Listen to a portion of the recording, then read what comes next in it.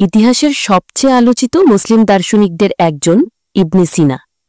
কারো চোখে তিনি একজন অলৌকিক জ্ঞানী, আবার কারো চোখে বিপজ্জনক ধর্মবিরোধী। আজকের এই পর্বে আপনি জানবেন ইবনে সিনা কে ছিলেন, তার জন্ম, তার জ্ঞান চর্চা, আর কিভাবে তিনি হয়ে উঠলেন মুসলিম জগতের সবচেয়ে বিতর্কিত চিন্তকদের একজন। ইবনে সিনা একটি নাম, একটি ভাবনা, একটি বিতর্ক।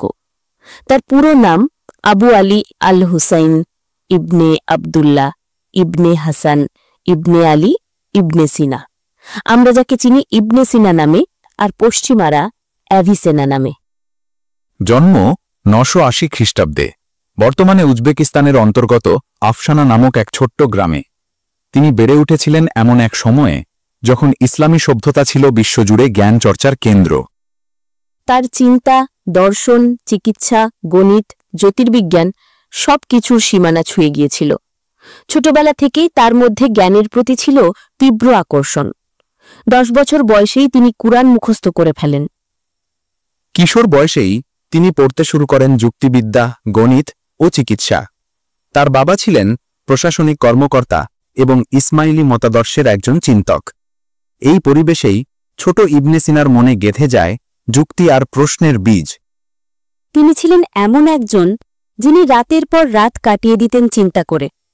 মানুষ চিন্তা করে কিভাবে? জগতের সবকিছুই কেন এমন?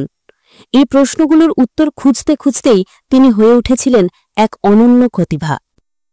16 বছর বয়সে তিনি গণিত, ভূগোল, চিকিৎসা, ফার্মাসি, যুক্তিবিদ্যা, দর্শন, জ্যোতির্বিজ্ঞান, এমনকি কবিতা পর্যন্ত আয়ত্ত করেন।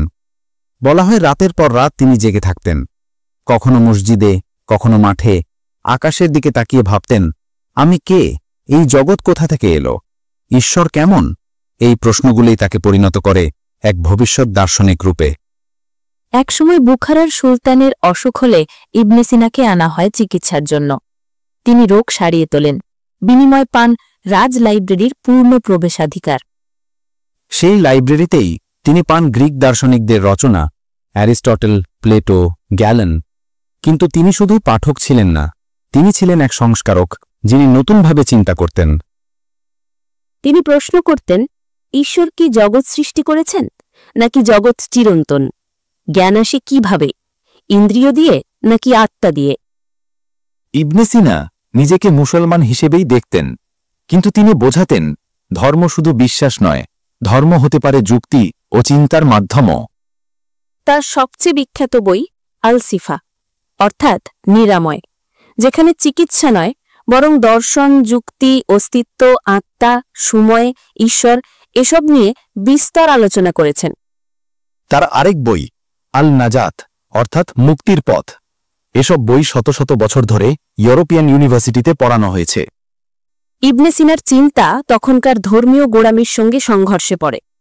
তিনি এক জায়গায় লিখেছিলেন, জ্ঞান ঈশ্বরের কাছে পৌঁছানোর পথ, অথচ মানুষ ঈশ্বরের নামে অন্ধ হতে চায়। তাকে বিভিন্ন শহর থেকে বিতাড়িত করা হয়, রাজা পাল্টে গেলে চাকরি হারান, গ্রন্থাগার জ্বালিয়ে দেওয়া হয়। কিন্তু তিনি লিখে গেছেন, শেষ সময়েও কলম থামাননি। জীবদ্দশায় 450টিরও বেশি রচনা করেছেন, যার মধ্যে প্রায় 240টি এখনও টিকে আছে। ইবনে সিনার দর্শন শুধুই চিন্তার অনুশীলন ছিল না, সেটি ছিল বিদ্রোহ।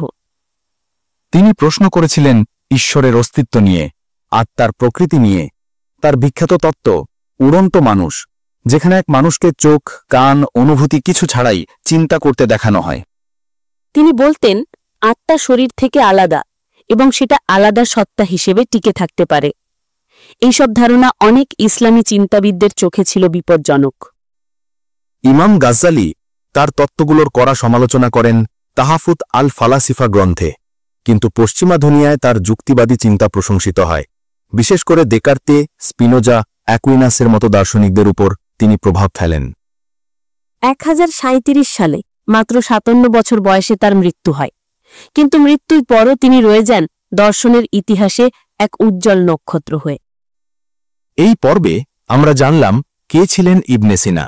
পরবর্তী পর্বে আমরা দেখব তার দর্শনের মূল ভিত্তি কি, আত্মা, ঈশ্বর ও সৃষ্টি বিষয়ে তিনি কি বলেছিলেন।